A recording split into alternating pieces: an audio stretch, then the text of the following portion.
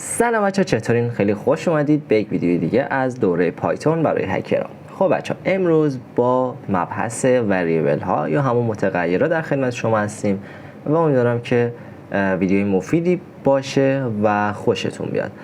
زیاد حرف نزنم، فقط بچه برای حمایت از ما این ویدیو رو لایک کنید، کانال ما رو دنبال کنید و بر دوستاتونم به اشتراک بذارید تا اونا بتونن استفاده کنن. خب امروز میخوایم وریبل ها رو بهتون توضیح بدیم و فکر کنم اگه اشتباه نکنم جلسه سوم میشه از دوره پایتون برای هکرها که اولین جلسه حالا میشد مقدمه که یه توضیحاتی درباره دوره دادیم و اینجوری. خب بریم درباره متغیرها توضیح بدیم.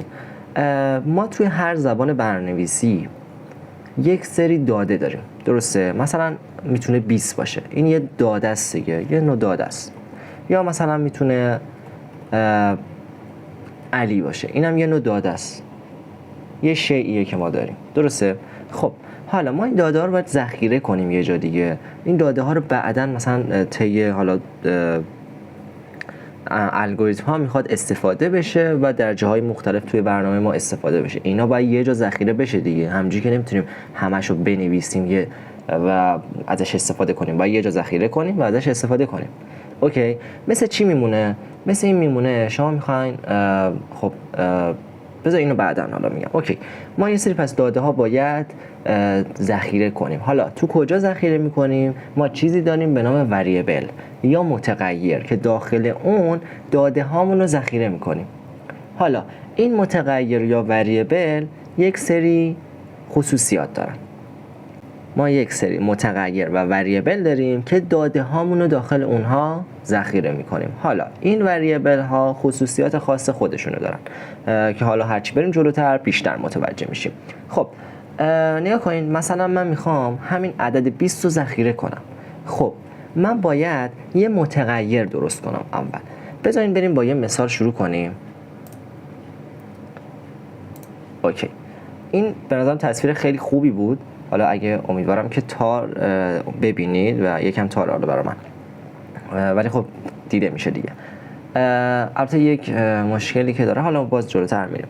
ما متغیرها رو میتونیم مثل اسباب کشی در نظر بگیریم. شما وقتی میخواین اسباب کشی کنین، خب مسلماً چند تا کارتون میایین میذارید و اسباباتون رو داخل اون میذارید. ولی آیا هر اسبابی رو داخل کارتون میذارید؟ نه دیگه، هر کارتون مختص یک سری اسبابه. مثلا ظروف چینی یک کارتون، ظروف مثلا شکستنی که همون بازم چینی مثلا میشه حالا داخل یه دونه کارتون. مثلا اسباب بازی ها داخل یک کارتون جدا. متغیرها هم دقیقاً همینجوری هم. متغیر همون کارتون ماه که داخلش داده قرار میگیره. مثلا شما وقتی اسباب بازی ها رو میریزید داخل کارتون، اسباب بازی ها میشن داده ما و اون کارتونه میشه متغیر ما.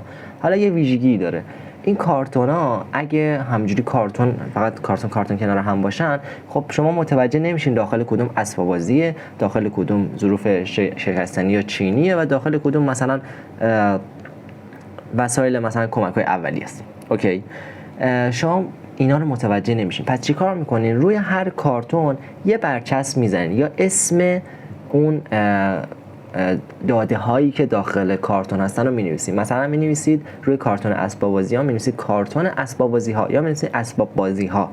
اوکی، و یعنی اسباب بازی ها اونجا هستن. شما لزوما اسم اسباب بازی رو که نمینویسید، ممکنه توپ باشه، ممکنه طناب باشه یا هر چیز دیگه‌ای باشه، اسم اون رو نمینویسید. یه چیزی مینویسید که مشخص بشه چه داده‌ای داخل این کارتون قرار داره. متغیرهای ما دقیقاً همین مدلی هستن. بریم مثال بزنیم. من میخوام مثلا سنمو ذخیره کنم. خب یه متغیر باید درست کنم که سنمو داخلش ذخیره کنم. خب گفتیم دیگه برای هر کارتون یا متغیر باید یه اسم بذاریم که متوجه بشیم چه داده هایی قرار داخلش ذخیره بشه. خب من میخوام چی رو ذخیره کنم؟ سنمو. خب سن میتونم ایج بذارم اسم متغیرمو و تمام. شما اسم متغیر رو مینویسید و یه دونه مساوی جلوش میذارید و بعد هر داده‌ای که دلتون خواست رو جلوش قرار میدید تا وارد متغیر بشه، یعنی داده ها ریخته بشه داخل متغیر و ذخیره بشه در سیستم. خب مثلا من نوشتم ایج، درسته، و یه مساوی قرار دادم. این الان کارتون من شکل گرفت. حالا نیازمنده اینه که من داده ها رو بریزم داخلش. خب من یه داده دارم دیگه، درسته، حالا در ما میتونیم چند تا داده هم بدیم. الان البته درس الانمون نیست، در آینده بهش میرسیم، ولی فعلا ما یه دونه داده فقط میتونیم به هر متغیر بدیم. من سنمو مثلا میدم 20. اوکی. و این میشه متغیر من. ساده ترین نوع تعریف متغیر. من ایج رو نوشتم و مساوی 20 قرار دادم. درسته؟ و این الان من یه دونه متغیر دارم که یک داده ای داخلشه. داده من چیه؟ عدده که بهش اختصارا میگیم اینتیجر. خب حالا ممکنه من بخوام نامم مثلا یه جا ذخیره کنم. خب به نظرتون کارتون من یا متغیر من باید چه اسمی داشته باشه؟ مسلما نیم گزینه مناسبی اگه براش بذارم. مساوی میذارم که یعنی میخوام یه چیزی رو بهش اختصاص بدم و اسممو مینویسم. اسمم حرفه، پس یعنی استرینگه و باید بین دابل کوتیشن یا سینگل کوتیشن باشه که حالا ما دابل کوتیشن بیشتر مینویسیم و مثلا مینویسم علی. اوکی. پس من دو تا متغیر دارم که داخلش یکی ایجمه یعنی سنم واردشه و یکی هم اسمم داخلشه، واردشه و داخلشه. آره. خب این از متغیرها که اینجوری شکل میگیرن و ما بعداً میتونیم از متغیرها استفاده کنیم. با پرینت آشنایی باید داشته باشین. توی ویدیو قبلی هم یک خیلی کوچیک رفتیم. پرینت چیکار میکنه؟ داده های ما رو داخل خروجی نمایش میده. یعنی من اگه بنویسم پرینت و داخلش هر چیزی بنویسم، داخل خروجی نمایش داده میشه. مثلا من می‌نویسم علی. اوکی، بریم اینو اجرا کنیم.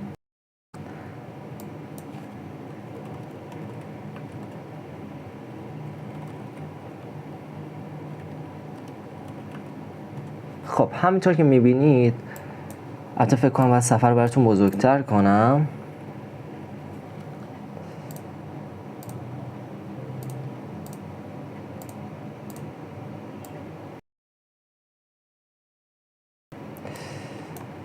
اوکی. خب به نظرم بهتره الان.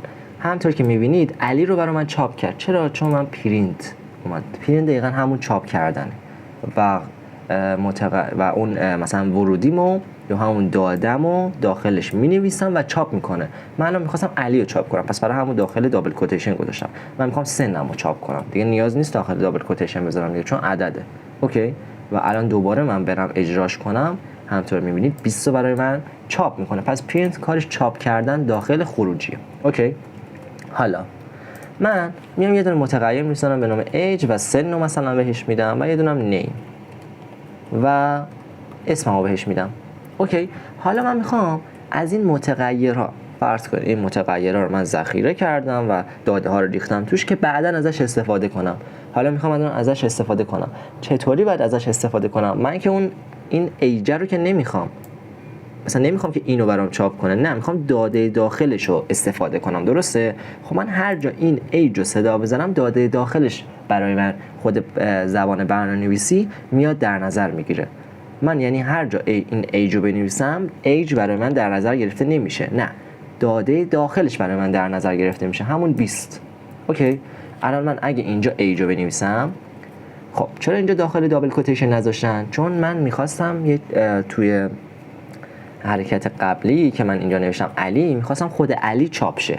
اوکی. من نمیخوام خود علی چاپ شه، میخوام داده داخل متغیر ایج من چاپ شه. میخوام این یه کارتونه دیگه در نظر بگیره، میخوام داده داخلش چاپ شه. پس دابل کوتیشن نمیذارم. اگه دابل کوتیشن من بذارم الان خود ایج چاپ میشه، چون تبدیل به حرف میشه دیگه، متغیر الان نیست.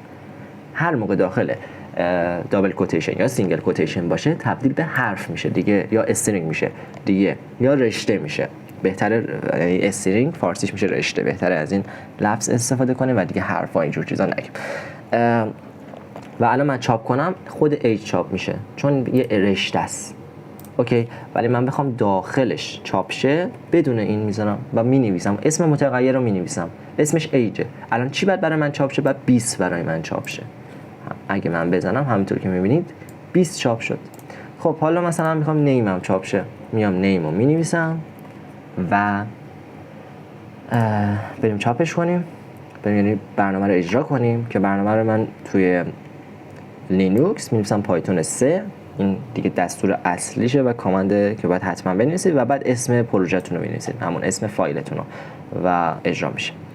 و علی برای من چاپ شد همونطور که میبینید. حالا ما میتونیم یک سری کارها هم انجام بدیم. یعنی چی؟ من میخوام مثلا هم ایج من چاپ شه هم نیم من چاپ شه. اوکی، این ربطی به متغیر نداره، یه سری از کارهایی که رو پرینت میتونیم انجام بدیم. من اگه اینجا یه دونه از این کاماها بذارم، به این میگن کاما دیگه. خب و کاما بذارم میتونم یه دونه ورودی دیگه هم به پرینتم بدم. نگاه کنید الان پرینت من وقتی پرانتز باز کردم براش، یعنی من اینجا باید یه ورودی بهش بدم. ورودی من الان چیه؟ نیمه. حالا میخوام یه ورودی دیگه هم به غیر از این بدم. نمیتونم جلوس بنویسم ایج که این ارور میخوره. همونطور که میبینید اینجا مثلا قرمز شد یا اینجا قرمز شد، این ارور میخوره. پس باید چیکار کنم؟ یه دونه کاما میدم که میگم آقا من یه دونه ورودی دیگه هم میخوام بهت بدم. ما هر چند تا بخوایم ورودی میتونیم بهش بدیم. خب ایج هم بهش میدم. الان به نظرتون چی میشه؟ اصولا من 2 تا ورودی دارم دیگه. خب خیلی ساده است. علی میاد اینجا میشینه و 20 هم میاد اینجا میشینه و چاپ میشه.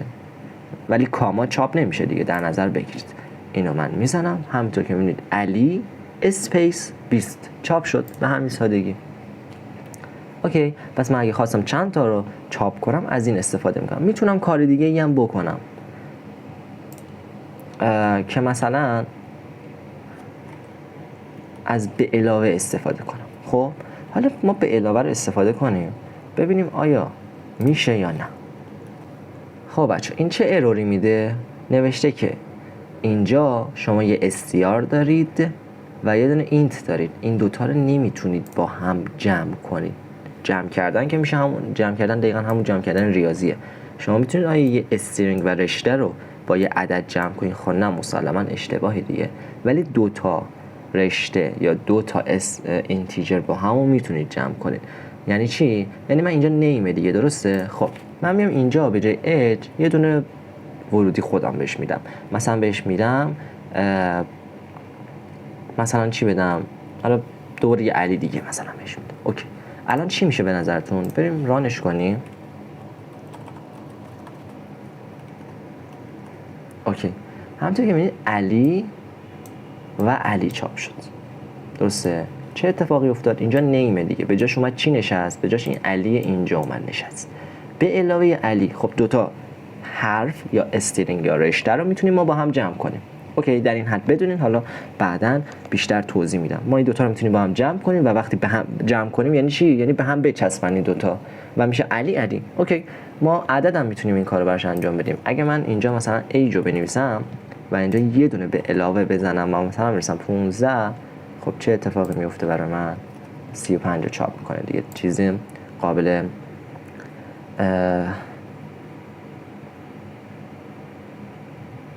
نمیدونم الان چی بگم، یادم رفت کلمه‌ش. خب ولی ولشته دیگه، قابل پیش بینی بود. و این از این. اوکی، پس ما این کار رو میتونیم انجام بدیم و میتونیم 2 تا متغیر بدیم، 3 تا متغیر بدیم، 4 تا متغیر بدیم، هر چند تا میتونیم بدیم. اوکی، این بود از متغیرها و ما خب داده هامون رو داخل این ذخیره میکنیم و بهتره که هر داده‌ای که میخوایم داخلش ذخیره کنیم اسم متغیر مربوط به اون داده باشه. مثلا من میخوام مثلا اسم چی میگن، مثلا یکی مثلا first name رو میخوام ذخیره کنم، یکی last name. خب اینجا من می‌نویسم first name و برای بعدی مثلا می‌نویسم last name.